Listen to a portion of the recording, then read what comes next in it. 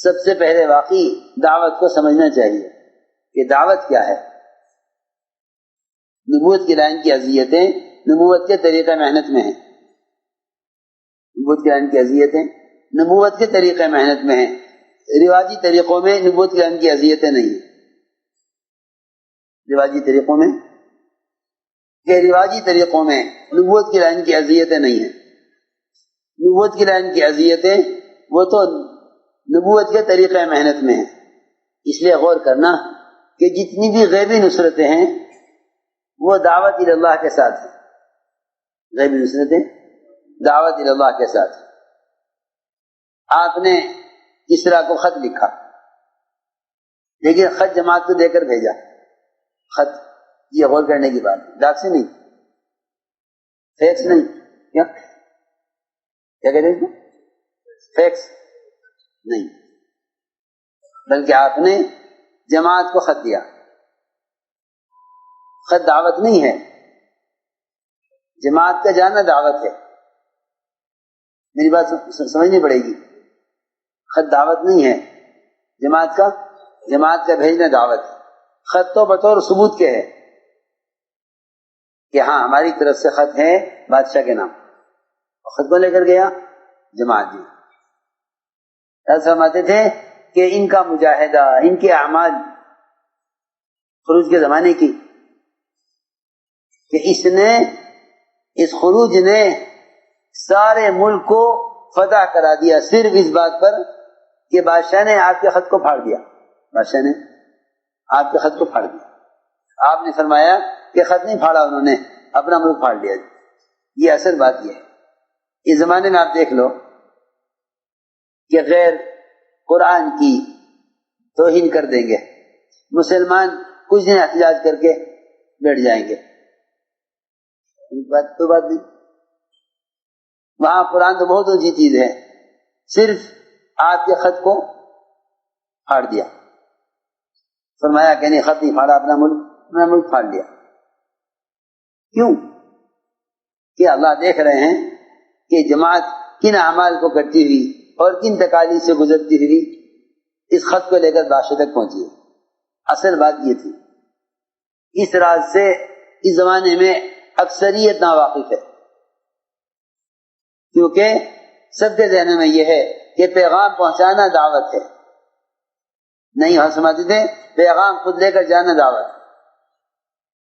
فرق معلوم ہوا، پیغام پہنچانا دعوت نہیں ہے، خود دعوت لے کر جانا دعوت ہے۔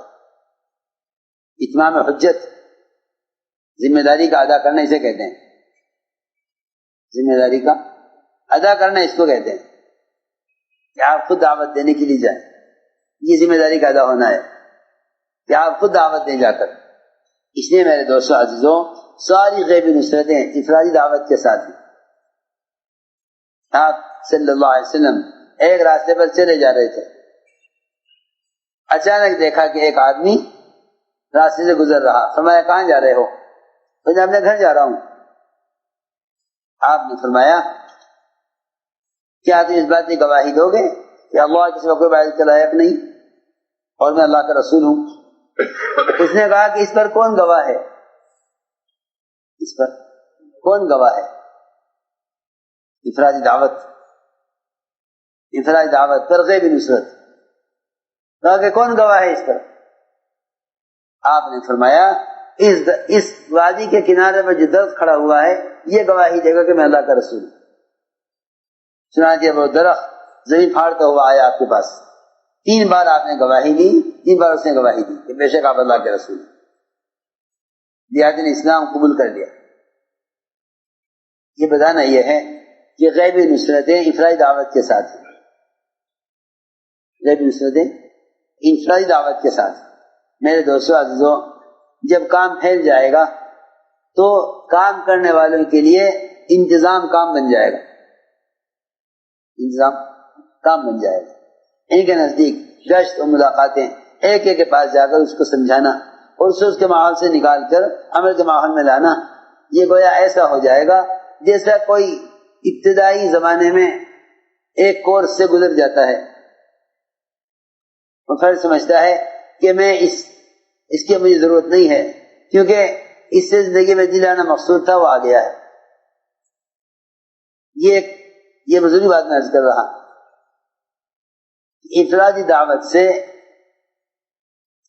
دعوت سے پرانے کام کرنے والے مستغنی ہو جائیں گے، گویا اب اس کی ضرورت نہیں ہے. یہ گویا نئے لوگوں کے لیے ہے اور ہم اس سطح سے گزر چکے ہیں.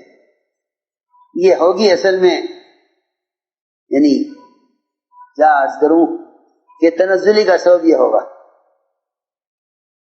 کہ جو ترقی کے اسباب تھے یہ ان کو چھوڑ بیٹھیں گے، یہ سمجھ کر کہ ابتدائی دور کی چیز تھی ہمارے لیے، ہم اس سے گزر چکے ہیں. میں تم سے یقین سے کہہ رہا ہوں اگر روزانہ انفرادی دعوت نہ دو گے تو بڑے بڑے فتنوں کے شکار ہو جاؤ گے. کہ میں عرض کر چکا کہ پھر کام کی اصلاح کی فکر ہوگی، سنو، انتظام الگ چیز ہے، کام الگ چیز ہے. ہر ایک کو غور کرنا چاہیے کہ روزانہ اپنی ذات سے کتنے افراد کو خود دعوت دے رہا. اصل کام یہ ہے کہ روزانہ اپنی ذات سے ایک ایک فرد کو دعوت دینا، اصل کام یہ ہے. ورنہ رفتہ رفتہ انتظام اصل ہو جائے گا، کام اصل نہیں رہے گا. انتظام اصل ہو جائے گا، کام اصل نہیں رہے گا. یہ ہوگی فتنوں کے اندر پڑ جانے کا سبب. اس لیے میرے دوستو عزیزوں، اس کا عزم کرو کہ ہمیں انشاءاللہ دعوت پر آنا ہے، دعوت پر آنا ہے، کیونکہ مسئلہ ساری امت کا ہے، اپنی ذات کا نہیں ہے صرف، بلکہ ساری امت ہے. حدیث فرمایا ہے کہ ساری کی ساری بکھری ہوئی امت ایک جسم کے اعضاء کی طرح ہے. سارے عالم میں بکھری ہوئی امت ایک جسم کے اعضاء کی طرح ہے. پوری دنیا میں کسی ملک میں اگر ایک مسلمان نماز چھوڑ رہا ہے تو ساری دنیا کے مسلمان اس طرح بے چین ہونے چاہیے جس طرح پیر کے انگوٹھے کے زخم سے سارا بدن بے چین ہونا چاہیے. بخار کیوں ہے کہ پیر کے انگوٹھے میں زخم ہے. بخار پیر میں ہوگا یا پورے بدن میں؟ یہ پورے بدن میں. یہ آنکھ جاگے گی حالانکہ زخم پیر میں ہے. بس اس امت کو ایسا بنایا گیا تھا. یہ فرمایا حدیث میں کہ ساری دنیا بکھرے ہوئے مسلمان ایک جسم کے اعضاء کی طرح ہیں، ایک جسم کے اعضاء کی طرح. اس لیے میرے دوستو عزیزو، مسئلہ اپنی ذات کا نہیں ہے، ساری امت ساری انسانیت کا ہے. اس کے لیے عزم کرو کہ انشاءاللہ اپنی ذات سے کرنا ہے اور ساری امت تک یہ دین کی دعوت کو پہنچانا ہے.